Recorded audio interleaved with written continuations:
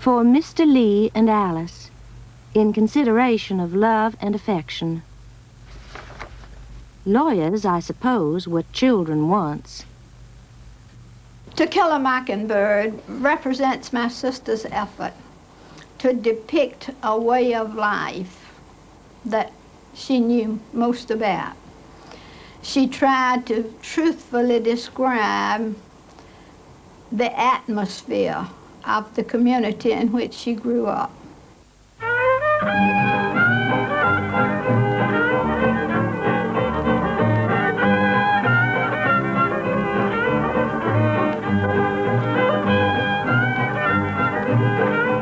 Monroe County, Alabama, the deep south of the United States, 100 miles from the Gulf of Mexico, and the setting for Nell Harper Lee's best-selling novel, To Kill a Mockingbird.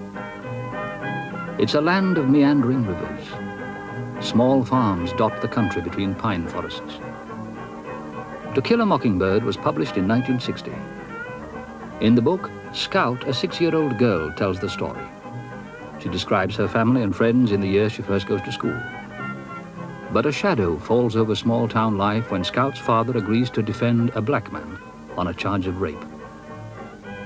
The setting is a fictitious town, Macomb. The time is the 1930s, long before desegregation. Harper Lee was born and brought up right here in Monroeville. Like Macomb, it's a small town, a county capital. The old courthouse still dominates the main square. It's impossible to visit Monroeville without being reminded of Macomb and asking just where fact stops and fiction begins.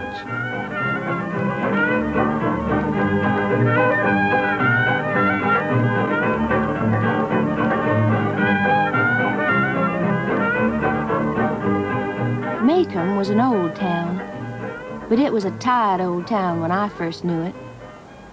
In rainy weather, the streets turned to red slop. Grass grew on sidewalks. The courthouse sagged in the square. Somehow it was hotter then. A black dog suffered on a summer's day. Bony mules hitched to hoover carts flicked flies in the sweltering shade of the live oaks on the square. Men's stiff collars wilted by 9 in the morning. Ladies bathed before noon, after their 3 o'clock naps, and by nightfall were like soft tea cakes with frostings of sweat and sweet talcum.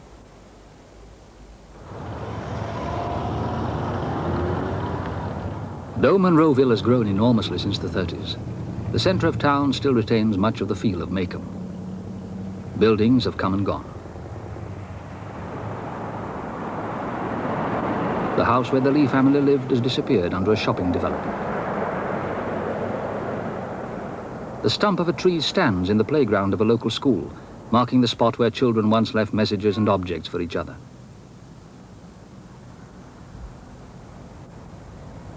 On the outskirts of town, there are still some shotgun houses, so called because a single blast from a shotgun could go right through the house. And there's the occasional dog trot, a house built with a central space for ventilation, but down which dogs could trot.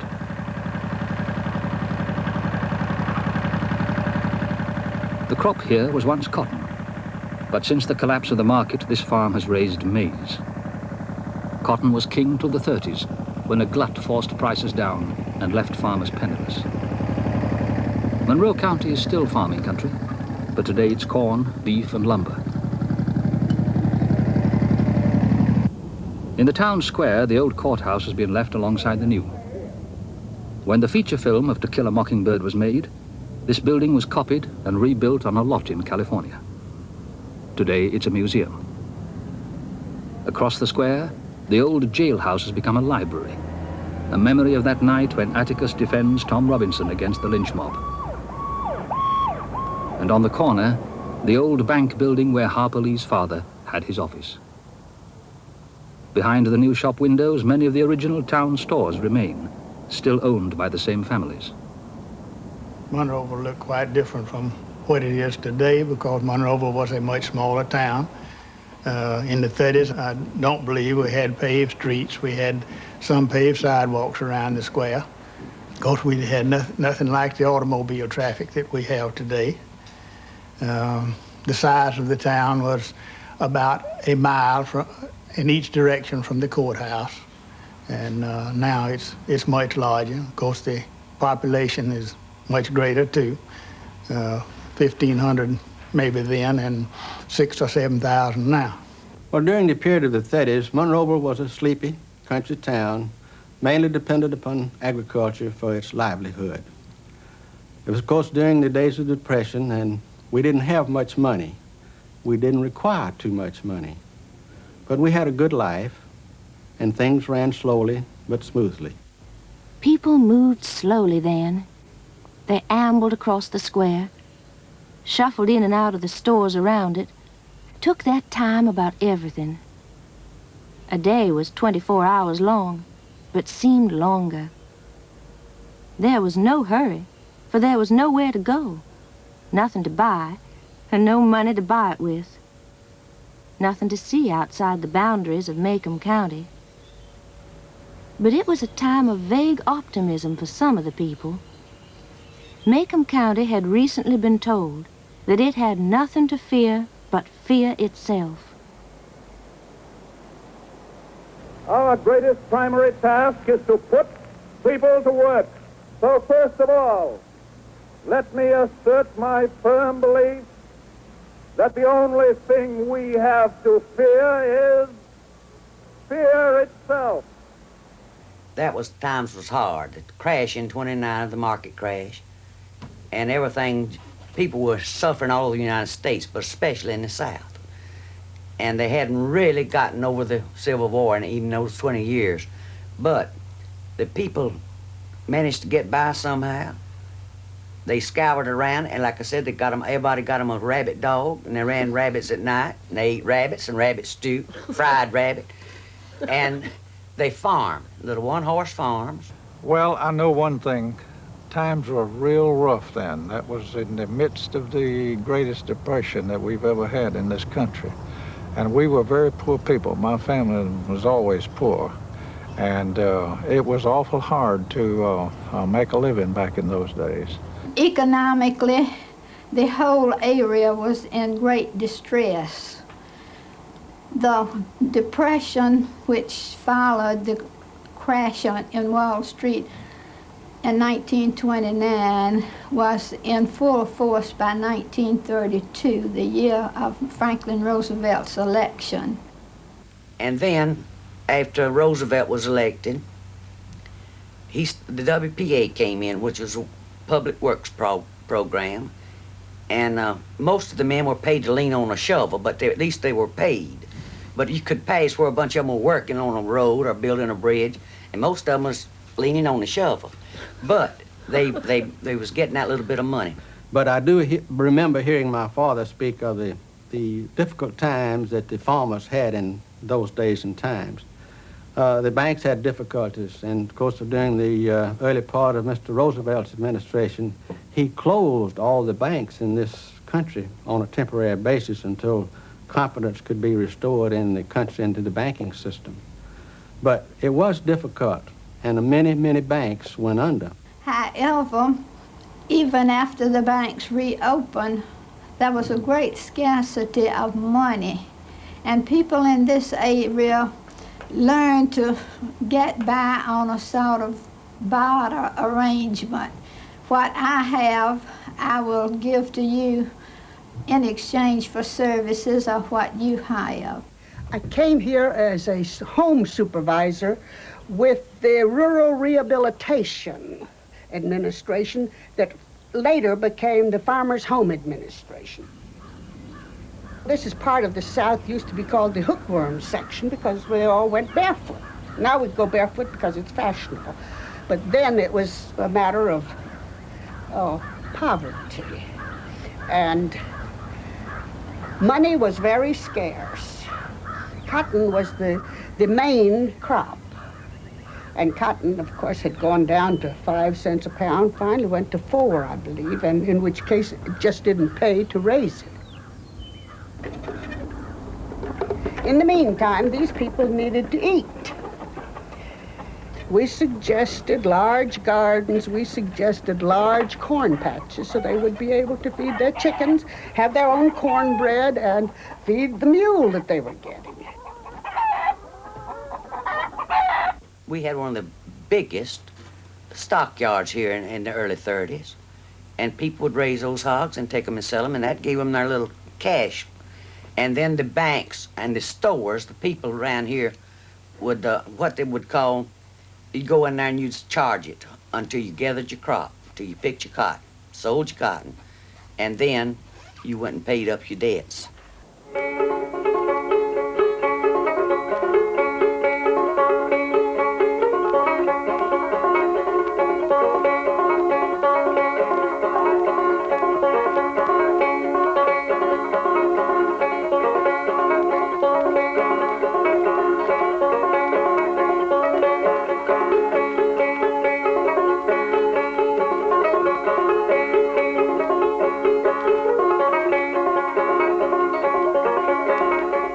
Said professional people were poor because the farmers were poor.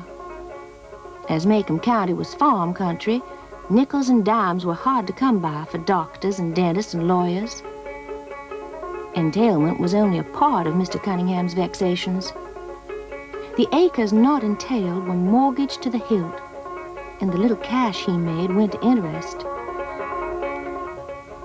But everybody knew everybody else. Nobody locked the door. Everybody was friends, black and white. And I was raised playing with little colored children. And they'd pull my hair, and I couldn't get a hold of theirs to pull it. It was so short and kinky. But that's the kind of life we had. A lot of it has been misinterpreted about the blacks and the white in the South. Well, in 1930, I would say that we had total segregation in the South, if we put it like that. In transportation, everybody rode in one section of the train. Blacks rode in the back, white front. We had to ride in the back of buses. We had to take the back seat of everything. And we go to the stores. We had to wait till the other people bought their groceries and thing, and we would be the last to be waited on. And then when we could work for these white people as maids, but when we go to their home, we would have to go in the back. We weren't allowed to eat in the dining room or anything. We eat in the kitchen or out on the back porch. In schools were totally segregated. Blacks went to black schools, whites to white schools. Same thing happened with church services. And in fact, society was totally segregated in the South in 1930. First Purchase African M.E. Church was in the quarters outside the southern town limits, across the old sawmill tracks. It was an ancient, paint-peeled frame building, the only church in Macomb with a steeple and bell, called First Purchase because it was paid for from the first earnings of freed slaves. Negroes worshipped in it on Sundays, and white men gambled in it on weekdays. The churchyard was brick-hard clay, as was the cemetery beside it. If someone died during a dry spell, the body was covered with chunks of ice, until rain softened the earth.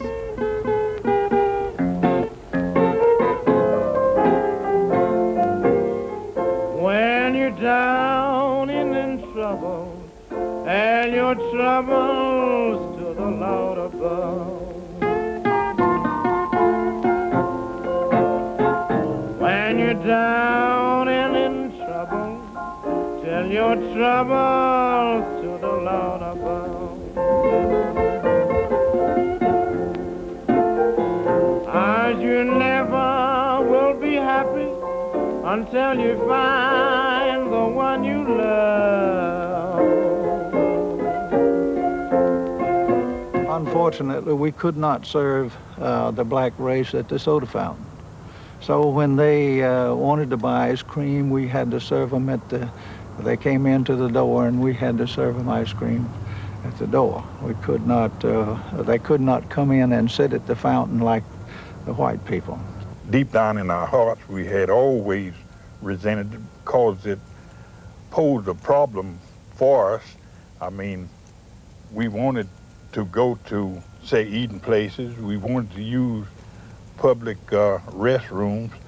We wanted to sit anywhere we wanted to on the train or bus or things like that. They didn't mix. And the white people, the majority of them, looked down on the colored people. And they had menial jobs. Didn't any of them have any good jobs? Because we had several good farmers in this, colored farmers in this county. What we would call back in those days large farmers. They were good people. Raised good families. But there's no doubt that the majority of the people did not treat them like a human being. That's true. Well, they was pretty nice to us, black in a way, I guess. In some instances, we had a pretty rough time, but we got by. Well, it was pretty tough for some of us, and because there was no money and no jobs for blacks. The point, I think, is well made in the book of the quality of the persons who could not accept the situation of the right of a black man who had been accused of a crime to be defended. That was not, fortunately, characteristic of all of the population of that time. When somebody comes along and does something, they write a book, and they project general idea, just the general idea of Atticus being such a compassionate person, and how he stood out for mercy and compassion for humanity regardless of color was significant. And I think that people in general have accepted that as a basic fact of life and something that should be given consideration to. This morning, I sure have got the blues. This morning, I sure